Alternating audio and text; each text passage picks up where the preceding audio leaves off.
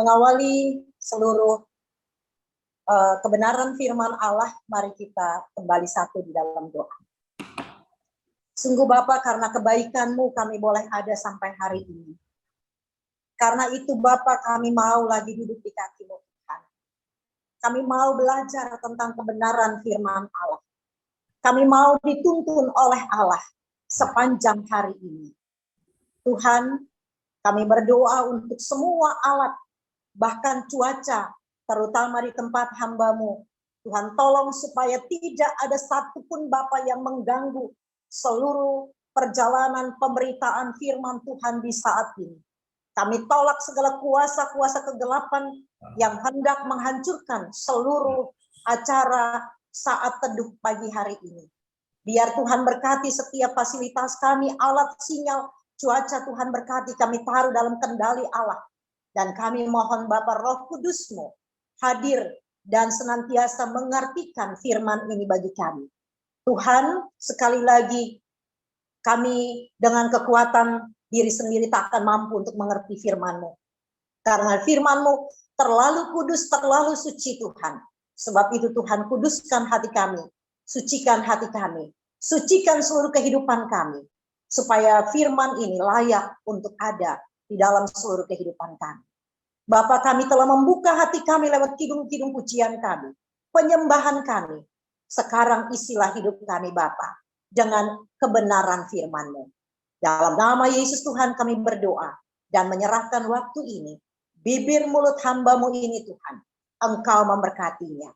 Dan Kau membuka rahasia firman Tuhan bagi kami semua, supaya kami boleh melakukan apa yang Tuhan kehendaki. Terima kasih Tuhan Yesus, firman yang hidup kami sambut kebenaran-Mu. Amin. Bapak Ibu Saudara-saudara yang Tuhan Yesus kasihi, saya tetap membahas untuk Efesus pasal 6 secara keseluruhan. Sekali lagi Bapak Ibu, saya tidak membacanya satu persatu dari ayat-ayat pembacaan. Namun di dalam pasal 6 ini ada 3 pokok bahasan. Yang pertama tentang taat dan kasih, perlengkapan rohani, dan pemberitahuan salam. Bapak Ibu Saudara-saudara yang Tuhan Yesus kasihi, kalau kita membaca pasal 6 ayatnya yang pertama sampai dengan ayatnya yang ke-9, saya mau mengajak Bapak Ibu sekalian membuka memori masa kecil kita.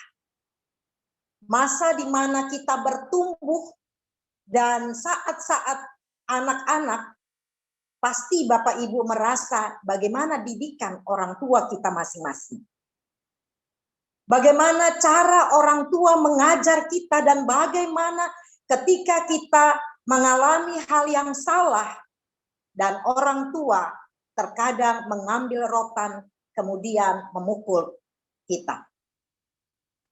Bapak Ibu, saya punya anak cuma 1, tetapi kadang ada hal-hal tertentu yang saya tidak menggunakan rotan, tetapi saya menggunakan nasihat firman Tuhan.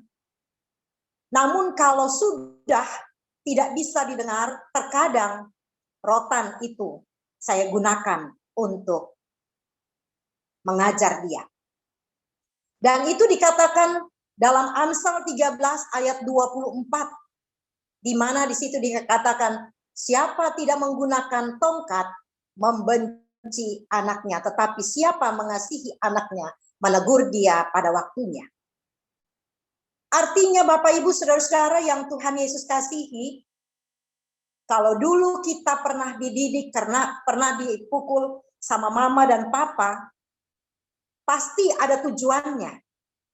Tujuannya adalah supaya Bapak Ibu dan saya tidak mengulangi hal yang salah.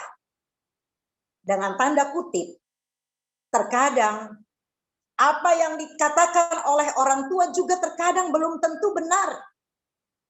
Dan orang tua terkadang menggunakan otoriter yang diberikan oleh Allah, sehingga didikan-didikan kita, rotan yang kita pakai, terkadang untuk melampiaskan emosi. Karena anak-anak yang kita didik Anak yang kita ajar, mereka tidak dengar-dengaran dan tidak taat kepada kita orang tua. Bahkan terkadang kita menggunakan firman Tuhan di dalam Keluaran 20 pada ayatnya yang ke-12. Hormatilah ayahmu dan ibumu, supaya lanjut umurmu di tanah yang Tuhan berikan. Hal itu selalu saya juga menggunakannya dalam mendidik anak. Namun sekali lagi Bapak Ibu, terkadang ketika kita mendidik anak, ada pertanyaan. Apakah kita selama ini orang tua selalu benar? Apakah memang tidak pernah ada yang salah? Saya harus katakan bahwa tidak selamanya bahwa kita orang tua benar. Ada orang tua yang mendidik anaknya dengan menggunakan rotan karena emosi. Karena anak-anak yang tidak dengar-dengaran dan taat, seperti yang tadi saya katakan langkah awal. Bahwa saya pun terkadang menggunakan rotan ketika anak tidak dengar-dengaran. Namun Bapak Ibu, setelah itu saya selalu merangkul anak, saya peluk dia. Ketika anak menangis tidak jadi-jadinya, saya merangkul dan memeluk dia, saya bilang, Nona, Mama pukul Nona bukan karena Mama benci, tetapi karena Mama sayang. Mama tidak inginkan untuk Nona tidak diberkati. Dan saya memberikan kesempatan bagi anak saya untuk berbicara. Apa yang merupakan keluhan hati yang ada di lubuk hati paling dalam ketika dia menangis tidak jadi-jadinya. Karena melampiaskan emosinya yang tidak bisa dikeluarkan karena firman Tuhan dalam Keluaran tadi. Bahwa anak harus menghormati ayah dan ibunya. Nah, di saat seperti itulah dia bisa menyampaikan mengapa dia menangis dengan begitu seperti orang histeris. Karena merasa sakit. Bapak Ibu Saudara-saudara yang Tuhan Yesus kasihi, ayat 6, pasal 6 ayat 1 sampai dengan ayatnya yang keempat, dia katakan, hai anak-anak, taatilah orang tuamu dalam Tuhan, karena haruslah demikian. Hormatilah ayahmu dan ibumu. Ini adalah suatu perintah yang penting, supaya perintah seperti, ulangi Bapak Ibu maaf, ini adalah suatu perintah yang penting, seperti yang nyata dari janji ini, supaya kamu berbahagia dan panjang umur di bumi. Dan kamu bapak-bapak, janganlah bangkitkan amarah di dalam hati anak-anakmu, tetapi didiklah mereka di dalam ajaran dan nasihat Tuhan. Tadi saya katakan bahwa terkadang kita mendidik anak dengan rasa emosi, hanya untuk melampiaskan kemarahan kita. Kadang juga faktor didikan di dalam keluarga menentukan sikap anak-anak kita. Kalau suami istri bertengkar, anak-anak bikin reseh sedikit saja, suami tidak dapat membalas kepada istri, istri tidak dapat membalas kepada suami, anak menjadi tumpuan amarah emosi kita. Sebab itu saya setuju dengan undang-undang kekerasan terhadap rumah tangga dan perlindungan anak, tetapi juga di satu sisi saya tidak setuju dengan itu, karena dengan didikan orang tua kita dulu yang masih menggunakan rotan, dengan tidak memukul anak dengan kebencian atau emosi, maka pasti anak-anak akan berhasil. Tetapi sekarang dengan adanya undang-undang perlindungan itu, terkadang anak-anak tidak lagi menghargai orang tuanya. Kalau dulu kita dipukul di sekolah oleh guru, orang tua tidak pernah ngamuk, tapi sekarang dipukul sedikit saja, orang tua sudah ngamuk di sekolah untuk guru. Padahal kita semua adalah wakil-wakil Allah di dunia ini. Sekali lagi, kita harus bisa menggunakan tanggung jawab kita untuk mendidik dengan baik. Bapak Ibu Saudara-saudara yang Tuhan Yesus kasih, dengan demikian ayat 1 sampai dengan ayatnya yang keempat itu ada hubungan antara anak dan orang tua. Dengan demikian hubungan anak dan orang tua harus bisa baik. Harus bisa baik. Ya. Sebab itu jangan ada kemunafikan dalam mendidik anak. Jangan ada kemunafikan. Dikatakan dalam ayat 4, hai bapak-bapak, janganlah membangkitkan. Ya, janganlah membangkitkan, dikatakan janganlah bangkitkan amarah di dalam hati anak-anak, tetapi didiklah mereka dalam ajaran. Kalau kita mendidik anak dengan penuh emosi, pasti anak-anak akan merasa dendam. Karena sakit yang dia alami. Banyak di dalam jemaat saya, kadang mereka bilang begini, dengan bahasa Ambon, saya tunggu, artinya kamu tunggu. Tunggu nanti di waktu tua. Gitu.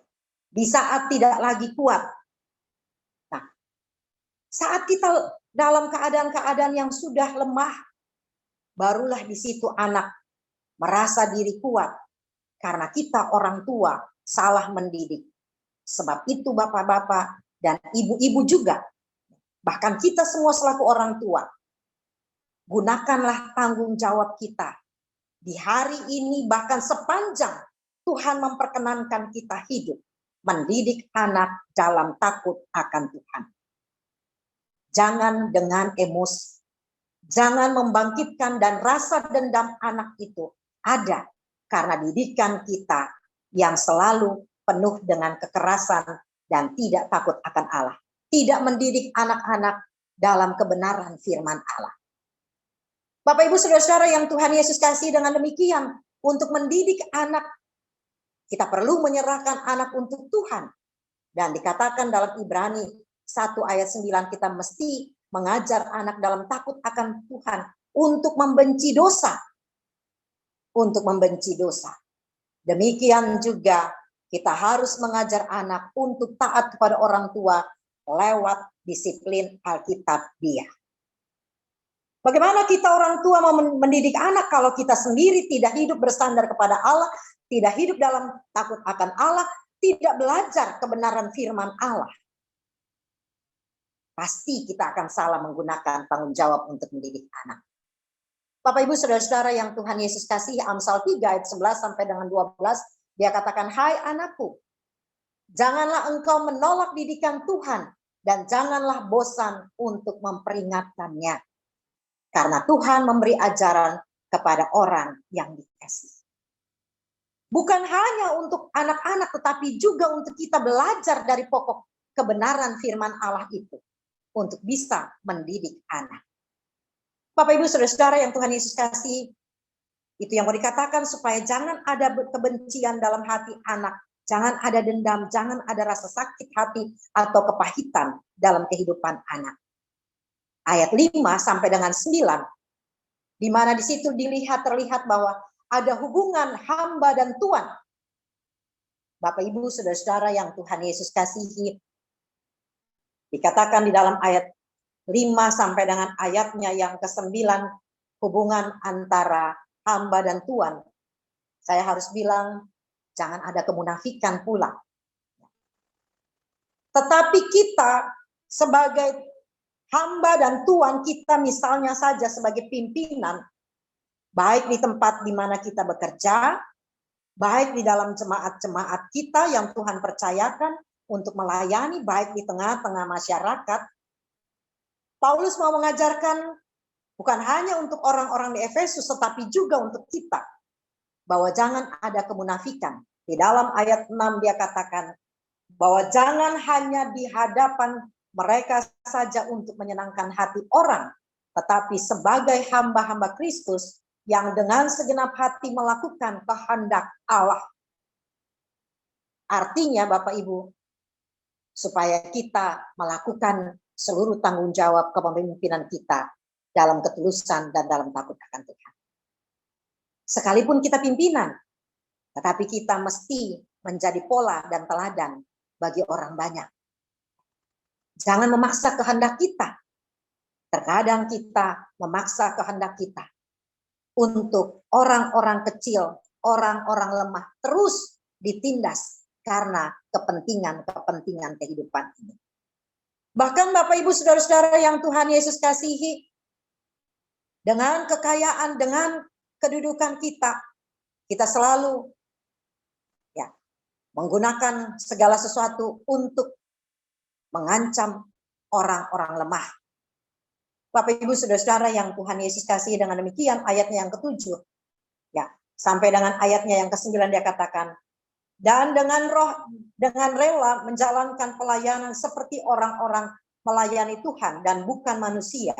Kamu tahu bahwa setiap orang, baik hamba maupun orang merdeka, kalau ia telah berbuat sesuatu yang baik, ia akan menerima balasannya dari Tuhan. Dan kamu tuan-tuan, perbuatlah demikian terhadap mereka dan jauhkanlah ancaman. Ingatlah bahwa Tuhan mereka dan Tuhan kamu ada di sorga dan ia tidak memandang muka. Bapak Ibu Saudara-saudara yang Tuhan Yesus kasihi, jabatan kita tidak menjamin kita untuk mendapatkan sorgawi itu. Tidak menjamin kita untuk mendapatkan keselamatan. Tetapi sikap, perilaku, tingkah laku kita, itulah yang menjamin kehidupan kita untuk mendapatkan keselamatan yang daripada Allah. Bapak Ibu Saudara-saudara yang Tuhan Yesus kasihi, lakukanlah semua tanggung jawab kita, baik untuk mendidik anak, juga tanggung jawab kita antara pimpinan dan bawahan, seperti kita melakukannya untuk Tuhan. Jangan bersikap seperti orang munafik, yang di depan mata manusia kelihatannya baik, tetapi sesungguhnya tidak pernah baik di mata Allah. Bapak Ibu Saudara-saudara yang Tuhan Yesus kasihi, untuk semua itu, dalam menjalankan tanggung jawab sebagai orang tua, tanggung jawab di tengah-tengah kepemimpinan kita masing-masing, Tuhan mau bilang, bahkan Rasul Paulus bilang kepada jemaat di Efesus, bahwa sesungguhnya harus mengenakan perlengkapan rohani. Kenapa kita tidak dikatakan, kenapa Paulus tidak mengatakan kepada orang-orang di Efesus menggunakan perlengkapan senjata yang lain seperti yang kita lihat untuk menghadapi peperangan-peperangan di dunia ini dengan alat-alat yang canggih, mulai dari tradisional sampai sekarang yang canggih, mulai dari bambu runcing sampai di nuklir dan lain-lain sebagainya. Tetapi Rasul Paulus bilang kepada orang-orang di Efesus menggunakan perlengkapan senjata rohani. Namun apakah perlengkapan senjata rohani itu? Apa kemampuannya? Sampai Paulus bisa menyatakan bahwa untuk menghadapi semuanya kita perlu menggunakan senjata rohani. Karena Paulus mau menyatakan, itu juga firman Allah menyatakan, kekuatan-kekuatan senjata dunia ini tidak mempunyai kekuatan yang hebat. Sekalipun di mata manusia, kelihatannya canggih. Kelihatannya sungguh dapat diandalkan. Tetapi sekali lagi, tidak akan bisa untuk melakukan peperangan rohani. Karena Bapak Ibu Saudara-saudara yang Tuhan Yesus kasihi, peperangan kita bukan melawan darah dan daging. Dan ayat 13 dia katakan, hari-hari ini adalah hari-hari yang jahat. Untuk menghadapi peperangan rohani, kita perlu senjata rohani. Senjata rohani itu adalah kebenaran firman Allah. Bagaimana Bapak Ibu dan saya bisa mendidik anak berperang untuk melawan, memerantas sikap anak, suami, istri yang tidak taat kepada Allah kalau kita tidak menggunakan firman Allah, tidak memegang firman Allah sebagai sandaran dalam kehidupan kita, tidak memegang firman Allah sebagai sandaran dan sebagai senjata Allah dalam hidup ini, tidak akan bisa kita menjadi orang tua yang bijaksana, bisa menjadi orang tua yang takut akan Tuhan, tidak bisa menjadi hamba yang takut akan Tuhan, tidak bisa menjadi hamba yang sungguh untuk menjadi saluran berkat bagi orang lain. Sebab itu Bapak Ibu sekali lagi, senjata kita adalah senjata firman Allah. Karena dengan firman Allah ini kita bisa mengalahkan segala sesuatu yang di dunia ini terjadi. Bapak Ibu, kita sekarang sementara mengalami peperangan. Bukan melawan darah dan daging, tetapi melawan roh-roh di udara. Melawan roh-roh di udara yang tidak kelihatan di mata kita, tetapi setiap saat selalu ada. Kemarin sudah dikatakan, peperangan rohani itu percabulan, keserakahan, penyembahan berhala, tetapi juga hal-hal yang lain yang ada di dunia. Termasuk peperangan rohani kita adalah ketika suami, istri, anak-anak tidak taat kepada Allah. Bawahan-bawahan kita tidak taat. Itu sesuatu juga tanda peperangan rohani. Karena kita bisa emosi dan kita tidak mengontrol, maka kata-kata yang jahat, kata-kata yang kotor akan keluar. Bahkan kata-kata yang kosong pun akan keluar. Bapak Ibu Saudara-saudara yang Tuhan Yesus kasihi, dengan demikian sekali lagi, Efesus mau mengajar kita, tetapi juga firman Tuhan mau mengajar kita. Mari kita menggunakan perlengkapan senjata rohani sebagai pegangan dan sandaran hidup kita kepada Allah. Bapak Ibu Saudara-saudara yang Tuhan Yesus kasihi, ayat 14 dia katakan berikat pingganglah. Jadi berdirilah tegap, berikat pingganglah kebenaran dan berbaju siarakan keadilan. Kalau kita kuat, pasti kita tidak membutuhkan ikat pinggang. Tapi kalau kita sudah mulai usia lanjut, terkadang sebagai ibu-ibu, ya sekarang sudah ada mesin cuci, tidak perlu lagi tunduk bangun. Ya. Tetapi kalau kita yang tidak punya mesin cuci, kita suka mencuci pakaian dengan tangan sendiri, maka pastinya kita akan menggunakan pinggang. Dan kadang pinggang kita terasa sakit, bukan hanya mencuci, tetapi juga duduk yang lama. Di kantor-kantor, di mana saja terkadang pinggang merasa sakit. Itu menandakan kita sudah mulai ada dalam hari-hari ketuaan.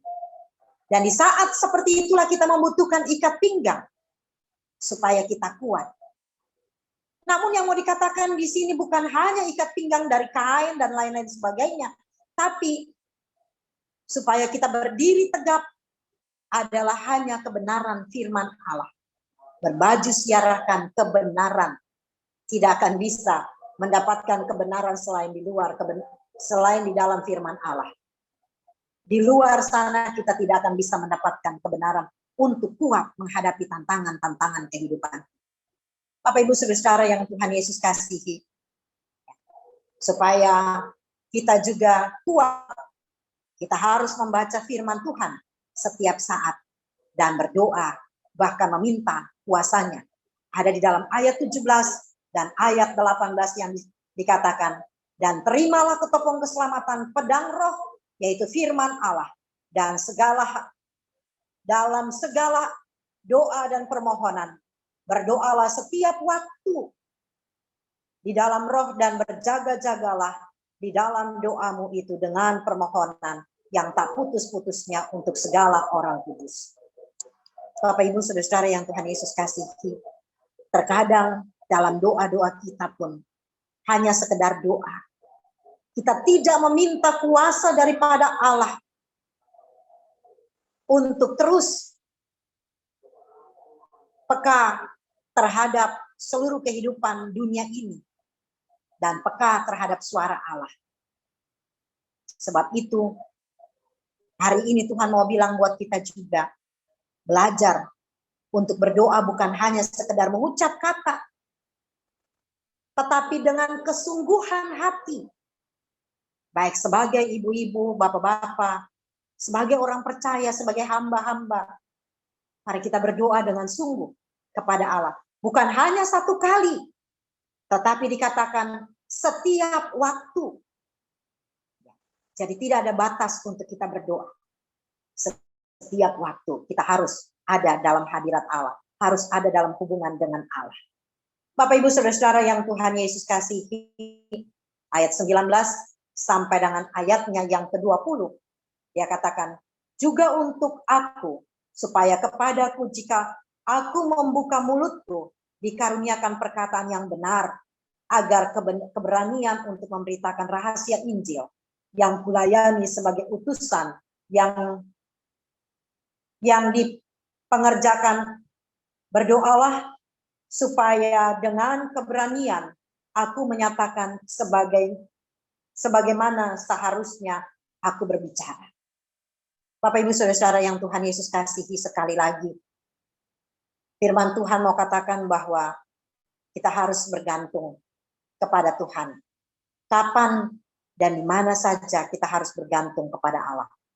Dan akhirnya Bapak Ibu Saudara yang Tuhan Yesus kasihi, ayatnya yang ke-21 sampai 24 adalah merupakan pemberitahuan salam. Pemberitahuan salam ini supaya kamu juga mengetahui keadaan hal ikhwal, maka Tikus, saudara kita yang kekasih dan pelayanan setia di dalam Tuhan, akan memberitahukan semuanya kepada kamu. Dengan maksud inilah kusuruh kepadamu, yaitu supaya kamu tahu hal ikhwal, supaya kamu tahu hal ikhwal kami, dan supaya ia menghibur hatimu. Damai, sejahtera, dan kasih dengan iman dari Allah Bapa, dari Tuhan Yesus Kristus, menyertai sekalian saudara. Kasih karunia menyertai semua orang yang mengasihi Tuhan kita Yesus Kristus dengan kasih yang tidak binasa. Terakhir Paulus menyuruh temannya untuk memberikan damai atau berkat ya, kepada orang-orang di Efesus. Bapak Ibu Saudara yang Tuhan Yesus kasih, setiap kali kita telah diberkati oleh Allah, apakah kita hanya tinggal sebagai orang percaya? Tidak. Hanya mendengarkan firman Tuhan, tidak juga. Tetapi kita tinggal sebagai orang percaya. Harus kita mendengarkan suara Allah dan senantiasa kita menyerahkan hidup kepada Allah, meminta hikmat untuk bisa menjadi pendidik yang baik, menjadi hamba yang baik, untuk melayani umat, melayani keluarga, melayani di tempat-tempat pengabdian kita dalam takut akan Tuhan. Supaya damai sejahtera itu akan terus kita miliki. Saya percaya ketika Bapak Ibu melakukan hal yang salah, pasti Bapak Ibu akan gelisah. Dan itu pun selalu terjadi dalam kehidupan saya. Ketika saya salah, hati ini gelisah sekali, tidak tenang. Saya selalu bertanya, Tuhan, apa yang saya belum buat? Mengapa saya gelisah? Mengapa saya merasa seperti orang ketakutan? Beri saya hikmat supaya saya bisa mengetahui kesalahan.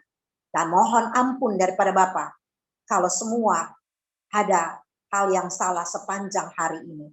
Tuhan benarkan supaya kami bisa terus menyaksikan kasih dan kemurahan Allah sebagai orang tua dalam keluarga, sebagai hamba di tengah-tengah jemaat, dan juga sebagai orang-orang yang dipercayakan oleh Allah dalam masyarakat.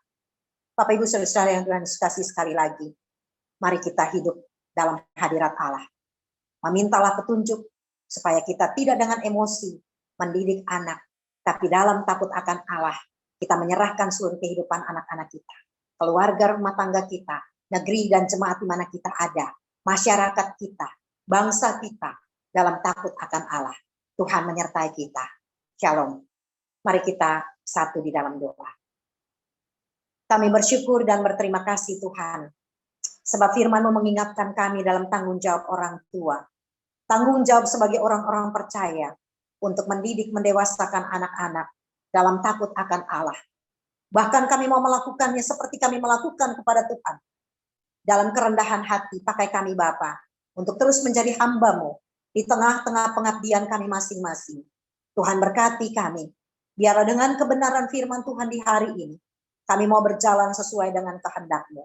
Hikmati kami Tuhan, hikmati kami dengan kuasa-Mu, Roh Kudus-Mu, supaya kami bisa melawan peperangan rohani yang sementara terjadi, untuk kami kuat di dalam Tuhan.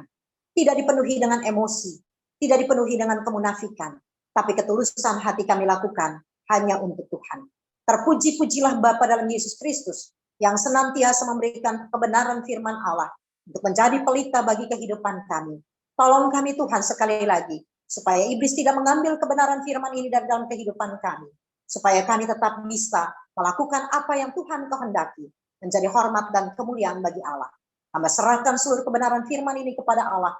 Sebab itu Bapa, hamba percaya Roh Kudus-Mu sekali lagi akan mengartikannya lebih luas dan menyempurnakan firman ini bagi kami. Terpujilah Bapa hari ini terus kekal selama-lamanya. Amin.